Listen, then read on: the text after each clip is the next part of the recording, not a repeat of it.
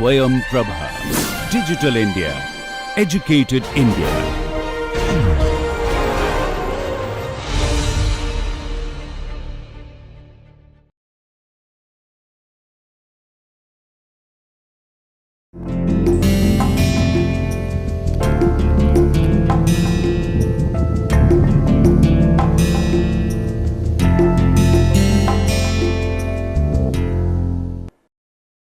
Okay, welcome back. In our last lecture, we introduced a very important quantitative way of finding out the feasibility of a certain process, and that is the inequality of Clausius or Clausius inequality expression. Okay. So now in this particular lecture, we are going to make use of that defined a term called entropy, and as well as we will specifically consider few particular processes. Okay. So let me just first start with specific reversible processes. Here, this is an illustration on a PV diagram.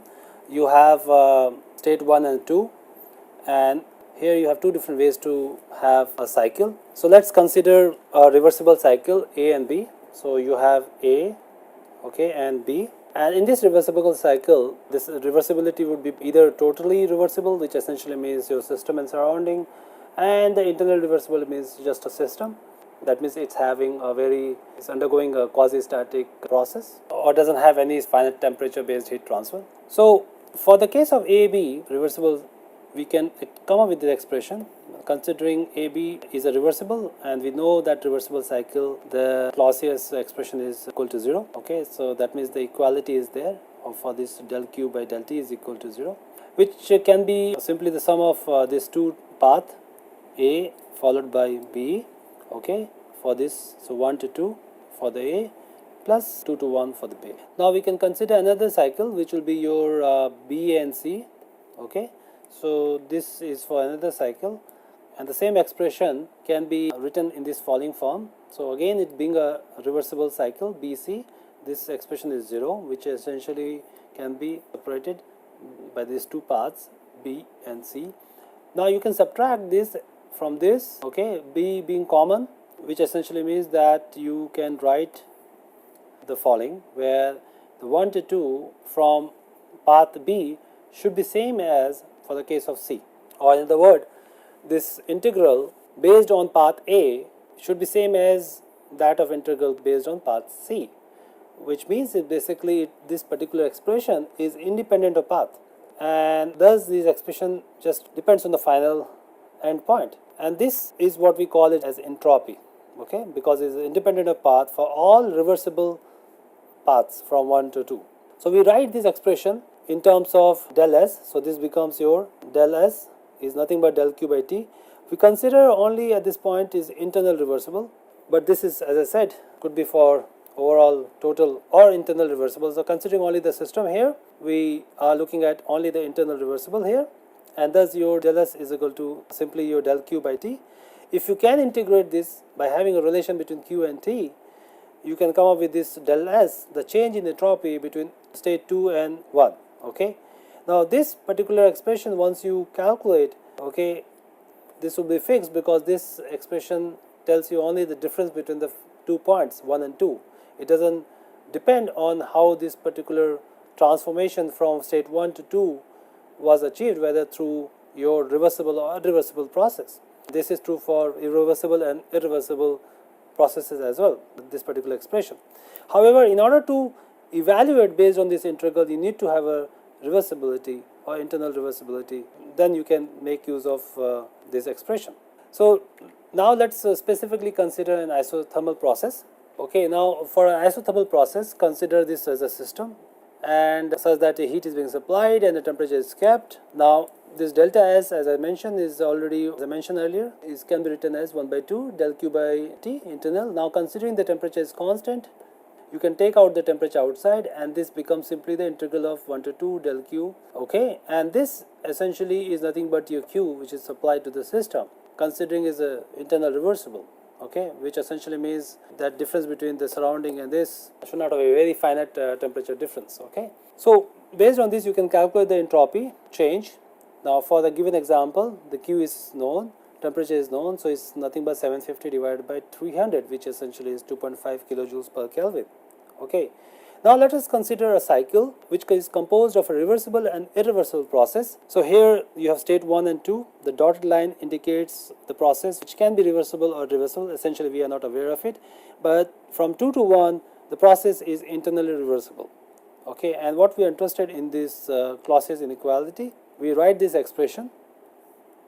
So for this process to occur, the process should satisfy this condition, that is Clausius inequality must hold. Now we can write this expression by including the contribution from 2-1 process and 1-2 process. Note that Clausius inequality is meant for the cyclic process, okay? But here we are taking contribution from individual process, which is here 1-2 process and this is 2-1 process. Now 1-2 process is either reversible or irreversible, which we are not aware of, and this 2-1 process is internal reversible. Thus we can write this in terms of simply the change in entropy, okay? And then this is less than equal to 0. Now you can take it here, you can write this expression in terms of this, okay? So that means your change in entropy between these two must be greater than or equal to the integral of 1 to 2 del q by t, okay? And this can be written as in a differential form, which we have already mentioned. Or in other words, I can write this as that for a given change in entropy of the system S2 minus S1, that is your delta S system, is the entropy due to the heat transfer or the entropy transfer due to the heat, that is the gain due to the heat transfer, plus the generation of the entropy within the system due to irreversible process or due to the presence of irreversibility. Thus this is a positive value, okay? This will be 0 only when you have a reversible process. Then you can simply write del S by is equal to 1 by 2 del q by t, okay? So if you consider an isolated system during a process, which essentially means there is no heat transfer, then this term is going to be 0 and your delta S system will be just simply S generation, okay? Considering S generation is greater than or equal to 0, your entropy change for an isolated system during a process will be always increasing or remain constant for reversible process. So in other words, delta S isolated system will be always greater than or equal to 0. 0 will be the case where for reversible process, okay? That means if you have a reversible process, the entropy of an isolated system will never decrease. Or in other words, for normal process, there is always an increase of entropy, and this is what we call as increase of entropy principle, okay? So let me just get back to the fundamentals of entropy here. Now entropy is an extensive property, okay, which essentially means that the total entropy of the system is equal to the sum of the entropies of the part of the system. So we can consider an isolated system which is made of many subsystems, and thus your change in the entropy of this particular isolated system is nothing but sum of the changes in the subsystem as we represented here, okay? Now which essentially means this analogy can be taken to system plus surrounding conditions, where you can isolate this system plus surrounding, which essentially means that there is no change in mass, Q, or heat and work transfer, though there will be exchange of the mass, heat and work between the surrounding and system, but overall when we consider surrounding and system, we can consider that to be an isolated system boundary.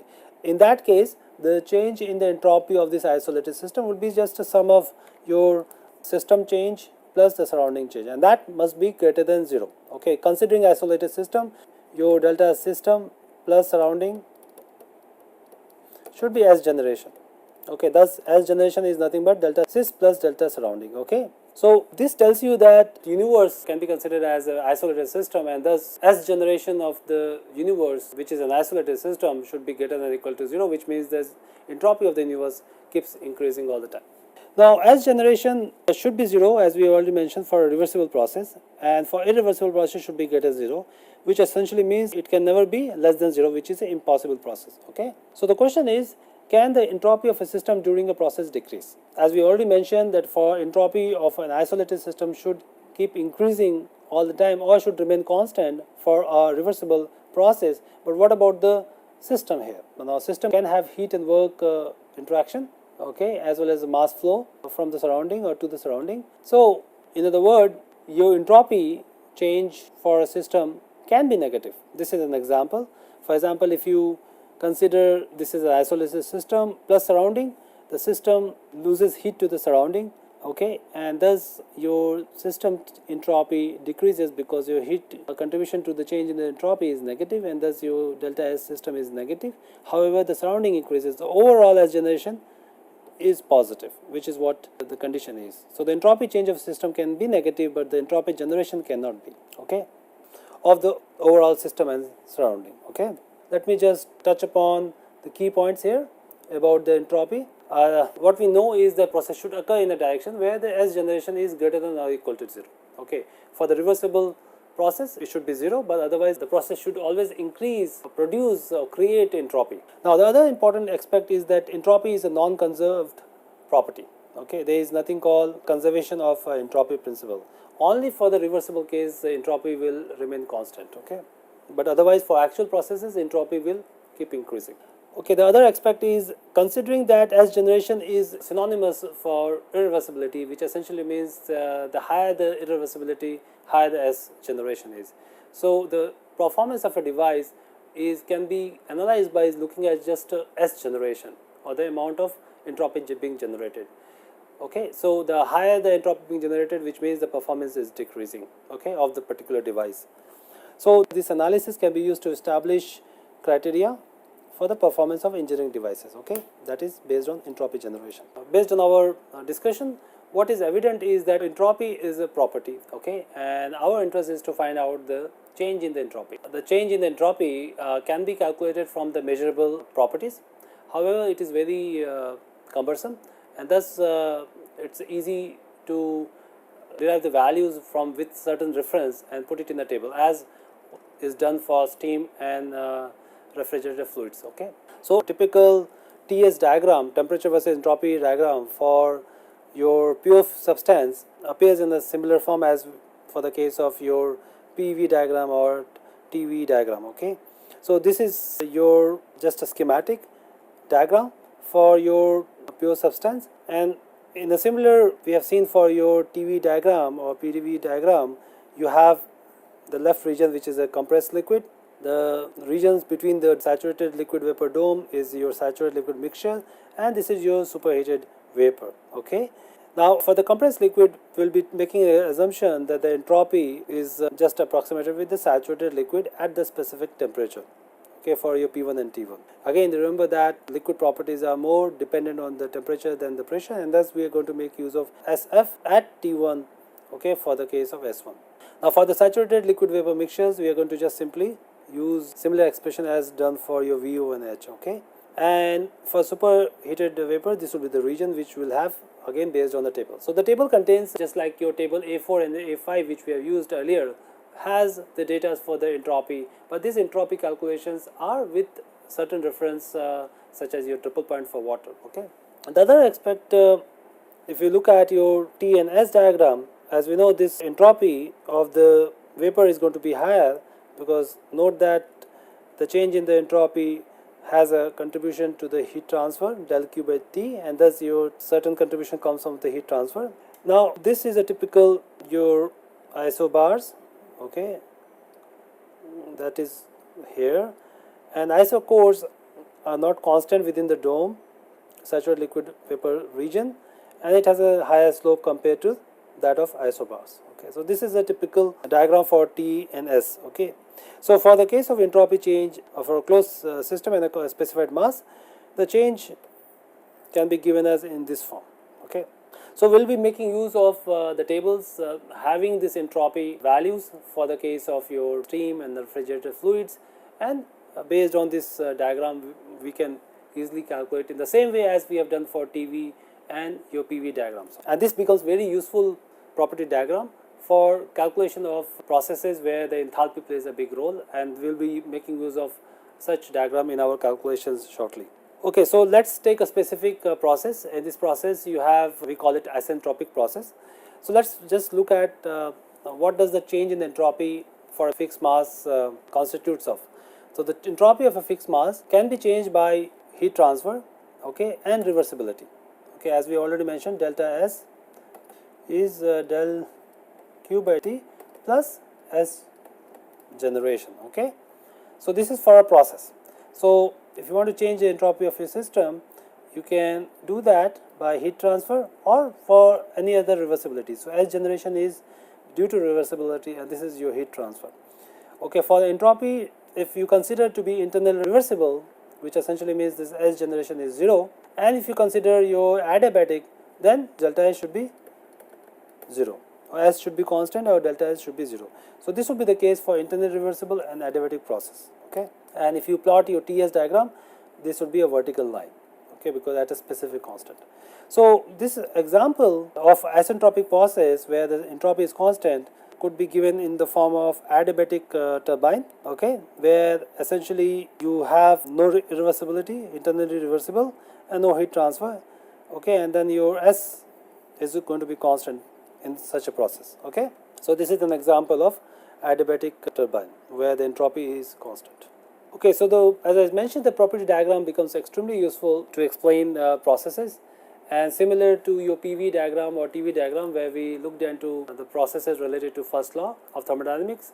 For the case of processes where you have to apply your second law of thermodynamics, the TS diagram or your HS diagram becomes quite useful diagrams for explaining or analyzing the process. So this is an illustration of your TS diagram where this curve is of course the internally reversible process, and this area here would be nothing but your TDS. Okay, so this TDS would be your delta Q, considering your DS is for the internally reversible is nothing but delta Q by T.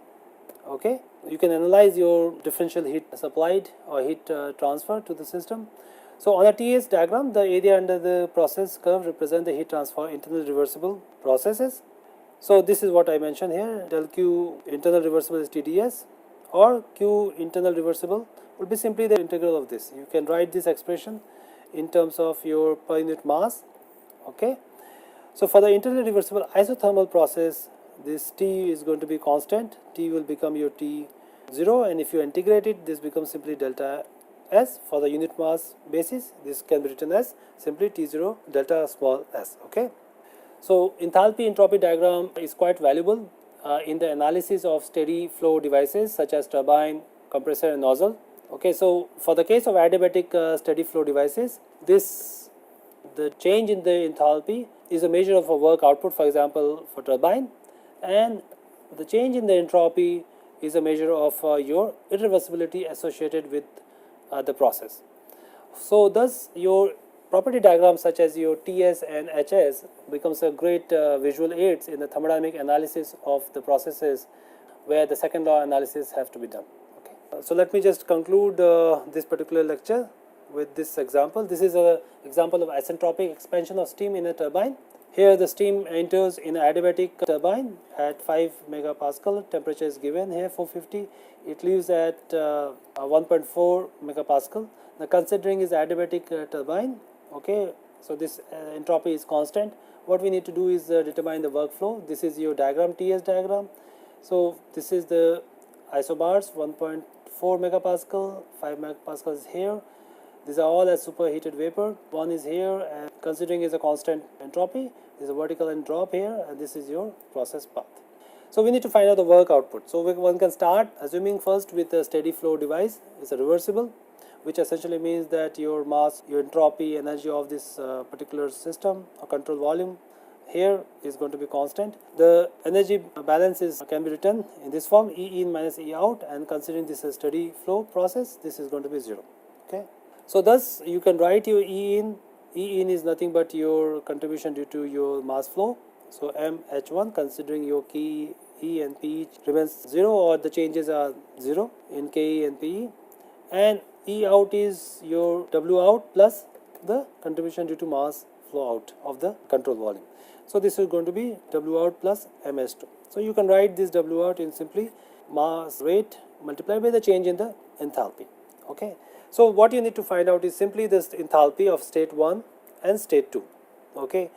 Now the state 1, you can take the table of superheated vapor. It's given here H1 and S1. Now considering that for the case of state 2, you have the information of 1.4 megapascal and the entropy Again, you make use of the table and find out where this condition meets. That means P2 is this and S1 is this, and you may have to do some interpolation to obtain the value S2.